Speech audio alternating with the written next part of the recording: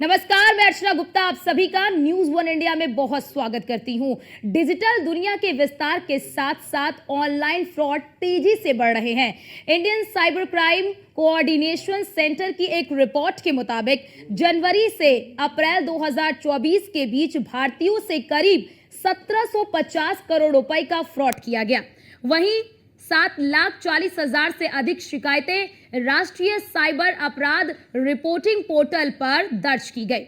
जहां फ्रॉड बढ़ रहे हैं तो वहीं आजकल डिजिटल अरेस्ट और डिजिटल रेप के मामले भी लगातार बढ़ते जा रहे हैं। डिजिटल अरेस्ट के बारे में आपको पहले बता देते हैं कि ये सिर्फ एक स्कैम नहीं है, ये आपके भरोसे, आपकी भावनाओं और आपके पैसे पर एक व्यवस्थित हमला है। ऐसे में जब ये स्कैम आपके डर का फायदा उठाता है, वहीं डिजिटल रेप के बारे में आपको बता दें कि कुछ दिन पहले नोएडा के सेक्टर 27 स्थित कैम्ब्रिज स्कूल में 3 वर्षीय बच्ची के साथ डिजिटल रेप की घटना को अंजाम दिया गया था। बच्ची के परिजनों ने घटना की शिकायत थाना सेक्टर 20 पुलिस को दी। पुलिस ने शिकायत के आधार पर स्कूल में ही स्वीपर का काम करने वाले नित्यानंद को गिरफ्तार कर जेल भेज दिया। जांच के बाद पुलिस ने क्लास टीचर और सिक्योरिटी इंचार्ज को भी गिरफ्तार कर लिया था।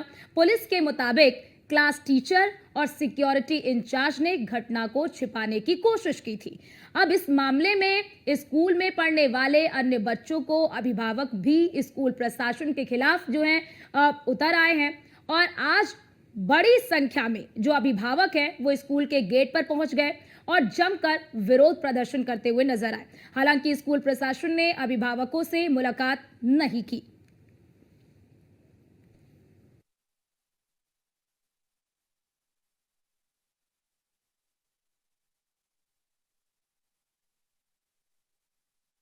तो देखिए किस तरह से डिजिटल क्राइम जो है वो बढ़ता जा रहा है। ऐसे में आज हम समझने की कोशिश करेंगे कि आखिरकार एक तरफ डिजिटल क्राइम भी बढ़ रहा है और किस तरह से 3 साल की बच्ची के साथ डिजिटल रेप किया गया। अब ऐसे में जागरूकता किस तरह से फैलाई जाए।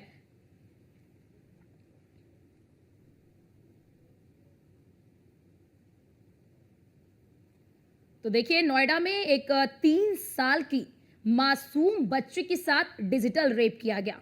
एक तरफ हम आधुनिकीकरण की दौड़ में शामिल हो रहे हैं,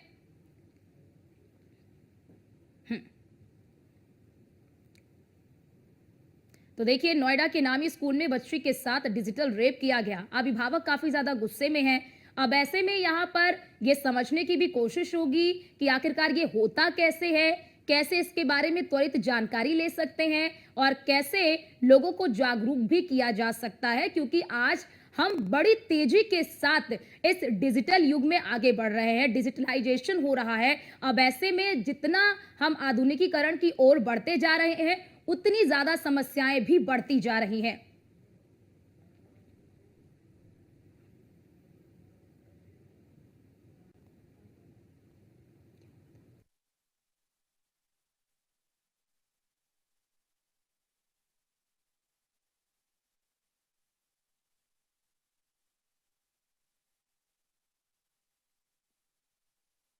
तो देखिए जिस तरह से अब स्कूल में बच्चे के साथ अब ये डिजिटल रेप किया गया और हमारे साथ हमारे ब्यूरो चीफ निशांत शर्मा जुड़ चुके हैं। निशांत, हम लगातार देख रहे हैं कि अब इस मामले को लेकर अभिभावक काफी ज्यादा नाराज नजर आ रहे हैं। जरा ये बताइए ताजा अपडेट क्या है आपके पास? देखिए जिस तरीके से ये मामला सुर्खियों में आया और कहीं ना कहीं अभिभावकों ने भी कार्रवाई की मांग की। इस पूरे मामले में गौतम बुद्ध नगर जिले के जो जिलाधिकारी हैं उन्होंने संज्ञान ले लिया है। एक जांच कमेटी बैठाई गई है जिसमें जांच कमेटी में जो सिटी मजिस्ट्रेट, डीआईओ, बीएसए के अलावा जो प्रोविजन अधिकारी हैं उनको कहीं ना कहीं कमेटी में रखा गया है। इसमें कमेटी के द्वारा जो है एक जांच रिपोर्ट मांगी गई है। जांच रिपोर्ट के आधार पर डीएम जो जिलाधिकारी है उनके द्वारा एक कार्रवाई करने का आश्वासन दिया गया। उसके अलावा जो अभिभावक गुस्सा होकर जो स्कूल पर पहुंचे थे, कैम्ब्रिज स्कूल के बाहर, कहीं ना कहीं उन्होंने कार्रवाई की मांग की गई थी। उसके अलावा पुलिस के अधिकारियों ने भी उन्हें आश्वासन दिया है कि कार्रवाई की जाएगी, जिसमें 2 कर्मचारियों को पूर्व में ही गिरफ्तार कर लिया गया है। उसके अलावा उन्होंने कहा है कि मुख्य क्लास टीचर और जो सिक्योरिटी इंचार्ज है उनके खिलाफ कार्रवाई की मांग की गई है। तो कहीं ना कहीं पुलिस जी। अधिकारियों के ने भी कार्रवाई का आश्वासन दिया है, और जिसके बाद जो है कार्रवाई का आश्वासन दिया गया है, और जो अभिभावक हैं वो अपने घर जो है लौट चुके हैं। जी निशांत, जब ये पूरा प्रकरण हुआ तो ये प्रकरण कब तक होता रहा, परिवार को कब तक भनक नहीं लग पाई और भनक कितने दिनों बाद लगी, क्योंकि यहाँ पर जागरूकता भी एक बड़ी बात हो जाती है। देखिए, घटना जो है 3 साल की एक बच्ची के साथ डिजिटल रेप की घटना की गई, जिसमें साफ तौर पर ये देखा गया कि बच्ची ने अपने अभिभावकों को बताया गया, अभिभावकों ने स्कूल प्रबंधन को बताया, लेकिन उस मामले को टामाटोल किया गया, स्कूल टीचर के द्वारा किया गया, प्रबंधन के द्वारा किया गया, मामले को छुपाया गया, कोई कार्रवाई नहीं की गई। कहीं ना कहीं इसमें साफ तौर पर स्कूल की बड़ी लापरवाही देखी गई। अब जो है इस मामले में जब सोशल मीडिया पर यह मामला वायरल हुआ, वायरल के बाद जो है मीडिया में सामने आया, मीडिया टूल होने के बाद जो है पुलिस अधिकारियों ने इसका संज्ञान लिया, और जिसके बाद इसमें कार्रवाई देखने को मिली, जिसमें एक सफाई कर्मी को पहले जेल भेजा गया, उसके अलावा जो है एक एडमिन, स्कूल एडमिन को जेल भेजा गया। अब जो इसमें देखा जा रहा है कि अभिभावक मांग कर रहे हैं कि मुख्य जो क्लास टीचर थी उसको, उसके ऊपर भी कार्रवाई होनी चाहिए, उसके अलावा जो सिक्योरिटी इंचार्ज है उसके ऊपर कार्रवाई होनी चाहिए। तो कहीं ना कहीं देखा जा रहा है कि स्कूल की जो सुरक्षा है वो कहीं ना कहीं उसमें भी चूक है, और जिसके बाद जब पूरे मामले में जिलाधिकारी द्वारा जो जांच कमेटी बैठाई गई है, जांच कमेटी में रिपोर्ट मिलेगी, रिपोर्ट के बाद जो है रिपोर्ट सौंपी जाएगी अधिकारियों के द्वारा, उसके बाद जो है पूरा खुलासा होगा, और दोषी पाए जाने पर जो है कार्रवाई जो है स्कूल के खिलाफ की जाएगी। जी बहुत शुक्रिया निशांत आपका हमारे साथ जुड़ने के लिए और ये महत्वपूर्ण जानकारी साझा करने के लिए। तो हमारे ब्यूरो चीफ ने तमाम जानकारी, इस पूरी घटना से जुड़ी हुई जानकारी साझा की कि दरअसल अब तक क्या क्या हो चुका है और किस तरह से अभिभावक काफी ज्यादा नाराज नजर आ रहे हैं। हालांकि अभिभावकों को समझाने की कोशिश की गई है, लेकिन अब हमारे साथ एक्सपर्ट जुड़ रहे हैं। आयुष गोहा साइबर एक्सपर्ट हमारे साथ जुड़ रहे हैं, वो आपको बताएंगे कि किस तरह से अब ये पूरी घटना होती है और इस घटना से लोगों को सावधान रहने की कितनी ज्यादा जरूरत है। बहुत स्वागत है आयुष जी आपका न्यूज़ वन इंडिया पर। आयुष जी, पहला सवाल तो मेरा ये कि पहले डिजिटल अरेस्ट, उसके बाद अब डिजिटल रेप का मामला भी सामने आया है। दरअसल आप हमारे जो दर्शक हैं उन्हें ये बताइए कि ये होता क्या है और कैसे इससे जागरूक हुआ जा सकता है। जी ma'am, thank you. Digital arrest के बारे में हम लोगों ने आज तक बहुत सारे किस्से सुने हैं कि जिसमें लोगों को एक वीडियो कॉल के थ्रू अलग अलग तरह की जानकारी दी जाती है, उन्हें बताया जाता है कि वो किसी पुलिस विभाग से या किसी ऑफिसर बन के उनसे बात करते हैं, और उनसे बोला जाता है कि आपको किसी भी आपराधिक गतिविधि के लिए डिजिटली अरेस्ट किया जा रहा है, आप कुछ नहीं कर सकते, आपको पूरे टाइम कैमरा चालू रखना होता है। तो ये एक डिजिटल अरेस्ट का प्रोसीजर होता है। सिमिलरली अगर हम लोग डिजिटल रेप की बात करें तो ये डिजिटल रेप में ऐसा हम नहीं बोलते कि फिजिकल रेप के जैसा ही होता है। डिजिटल रेप दो वर्ड से मिलकर बना होता है। एक होता है डिजिटल, जो कि डिजिट वर्ड को बताता है, जिसका अर्थ होता है अंक या फिर उंगली या इस तरह की जो फिंगर्स वगैरह टाइप की चीजों से रिलेट करता है।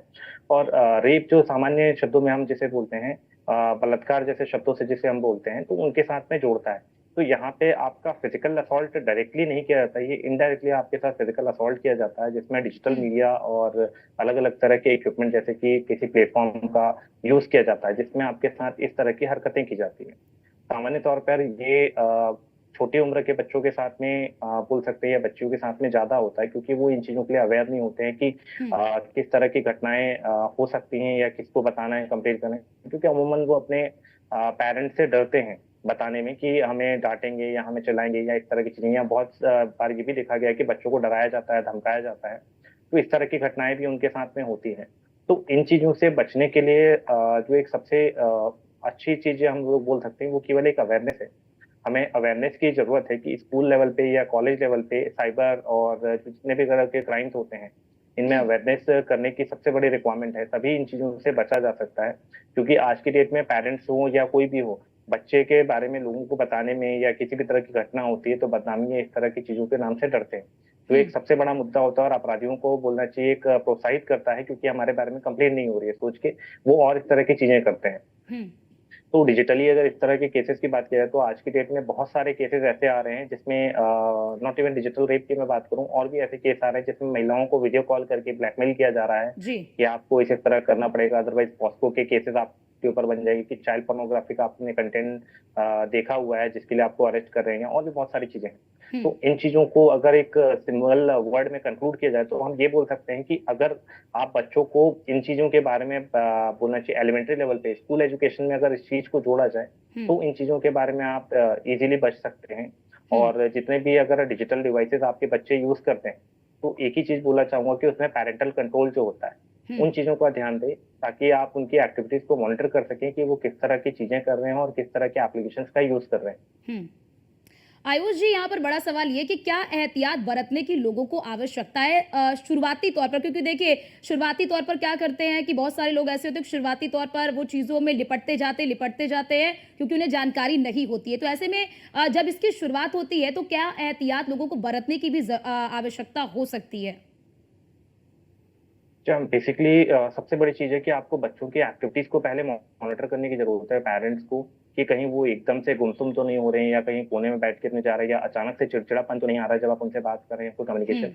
तो ये एक साधारण से जो अब तक के केस स्टडीज में हम लोगों ने देखा है कि ये सिम्टम्स कॉमन है कि बच्चे ज्यादा जरूरत से ज्यादा चिड़चिड़ापन करते हैं, अकेले रहना पसंद करते हैं, किसी से बात नहीं करते हैं, खाना नहीं खाते हैं। तो ये कुछ सिम्टम्स हैं। और हर समय मोबाइल में लगे रहते हैं, अपने रूम में बंद कर लेते हैं खुद को ताकि किसी को पता ना है कि क्या चीजें हो रही हैं। तो ये कॉमन सी चीजें हैं। इन चीजों के लिए अगर बोला जाए तो मोबाइल में एक सेटिंग्स होती हैं, उन सेटिंग्स में जाके आप पैरेंटल कंट्रोल को एक्टिवेट कर सकते हैं, जिससे आपको पता लग जाए कि आपके बच्चे कितनी देर किस एप्लीकेशन को यूज कर रहे हैं, ताकि आप पता कर सकते हैं कि किस तरह की एक्टिविटीज उनके साथ हो रही।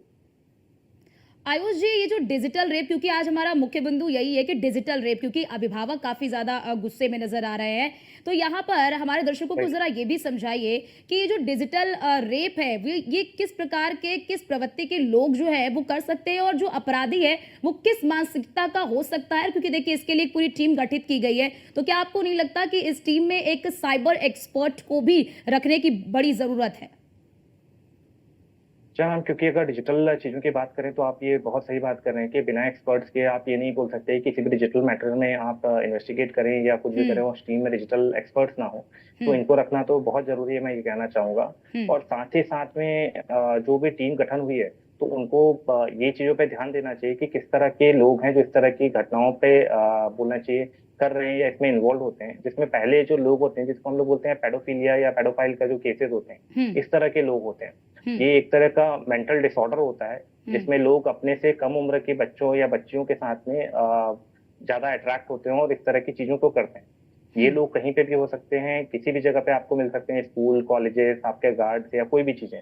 तो आपको लोगों को इस चीज के लिए थोड़ा अवेयर करने की जरूरत है। बट इनके साथ में एक चीज होता है कि इनकी एक्टिविटीज को अगर आप मॉनिटर करें तो यूजुअल से थोड़ी अलग होती है।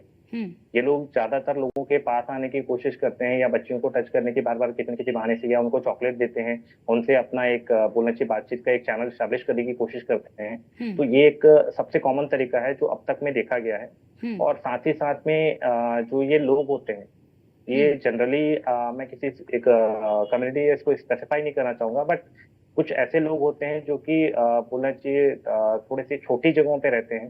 ठीक है, उनके साथ में ये वाली चीजें थोड़ी सी ज्यादा देखी गई हैं कि उस एरिया के जो लोग होते हैं स्पेसिफिकली वो लोग इस तरह की घटनाओं में ज्यादातर देखे गए।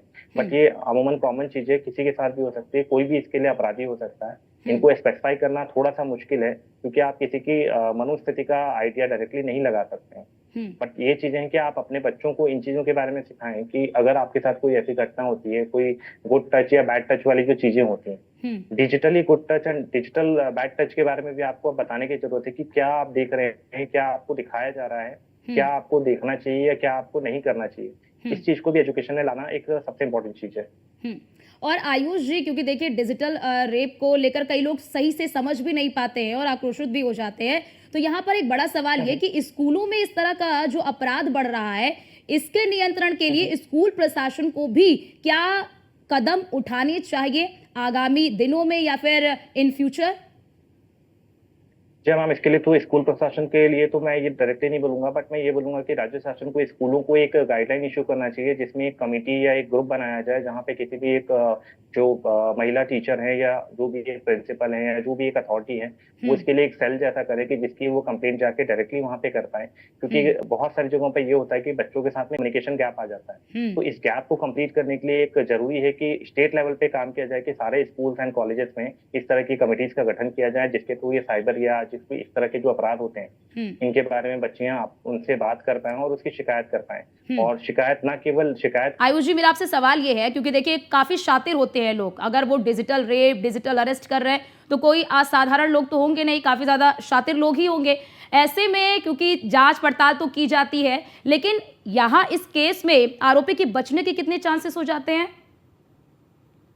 देखिए, यहाँ पे बचने के चांसेस तब हो सकते हैं जब पुलिस को प्रॉपर टाइम पे एविडेंसेस ना मिले। एविडेंसेस क्योंकि डिजिटली कनेक्टेड होते हैं उनके, जैसे मोबाइल फोन या लैपटॉप या इस तरह की चीजें अगर ये डिस्ट्रॉय होते हैं या वो लोग किसी और का मोबाइल यूज करते हैं क्राइम एक्टिविटीज में, तब यहाँ पे एक चैलेंजेबल चीजें होती हैं। कई बार इंटरनेट जो होता है, पब्लिक वाईफाई के लिए हम लोग जो हमेशा मना करते हैं कि आपको पब्लिक वाईफाई को यूज नहीं करना होता है, क्योंकि अमूमन जो हैकर्स या क्रिमिनल्स या इस तरह के लोग होते हैं ये पब्लिकली आपका डेटा जो होता है कभी भी कैप्चर कर सकते हैं या हैक कर सकते हैं। एक अटैक होता है क्लिक जैकिंग, जो कि आज की डेट में मैं बोलूं तो सबसे बड़ा बोलना चाहिए हैकर्स के लिए एक वरदान जैसा साबित हो रहा है कि आपके पास एक लिंक आती है, आप उस लिंक पे क्लिक करते हैं और आपका पूरा डिवाइस हैक हो जाता है, जिससे वो आपकी पर्सनल फोटो, वीडियोस और अलग अलग तरह की चीजों को रख लेते हैं और आपको ब्लैकमेल करते हैं। तो इन एविडेंसेस को कलेक्ट करने के लिए विभाग को हमेशा एक जो बोलना चाहिए डिवाइस की या लैपटॉप की या वाईफाई के कनेक्शन के आईपी एड्रेस की जरूरत होती है। तो इन चीजों के लिए एविडेंसेस का ध्यान रखना चाहिए और जितनी जल्दी हो सके पुलिस को वहाँ के इन्वेस्टिगेशन के लिए जो भी वाईफाई नेटवर्क्स होते हैं या बच्चों के या जिनके साथ ये घटना हुई है उनके मोबाइल्स को कस्टडी में लेना चाहिए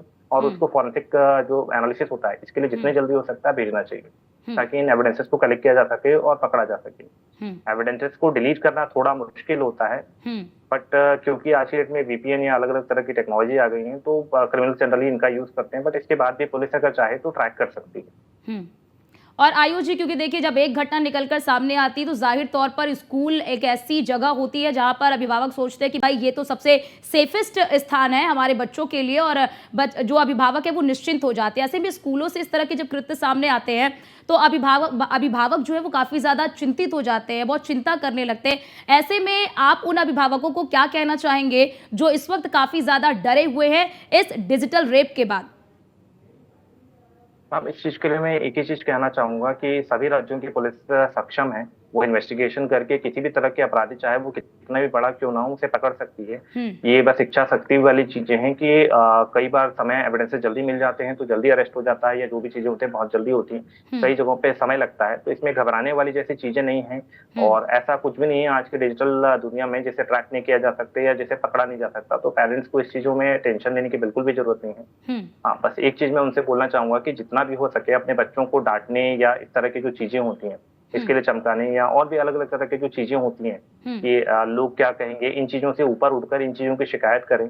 आज हमें एक दो मुद्दों के बारे में पता लग रहा है, हो सकता है गाँव में या और भी जगहों पे ऐसे मुद्दे हों जहाँ पे लोग इस वजह से नहीं बोल पा रहे हो कि आसपास के लोग क्या बोलेंगे, इस तरह की चीजें होती हैं, तो इस वजह से क्रिमिनल्स को बढ़ावा मिलता है। तो उनसे मेरा यही रिक्वेस्ट रहेगा कि आप जो भी हो सके कंप्लेंट कीजिए, जितनी ज्यादा से ज्यादा आप लोग इसके बारे में बताएंगे लोगों में अवेयरनेस आएगी और आपकी वजह से दूसरे लोग भी सतर्क रहेंगे और बच पाएंगे।